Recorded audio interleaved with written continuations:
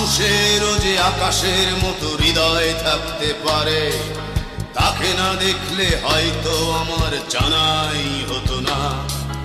রূপকথারও বাইরে যে এক বিশাল জগৎ আছে, তার কাছে না শুনলে বোধহয় শোনাই হতো না।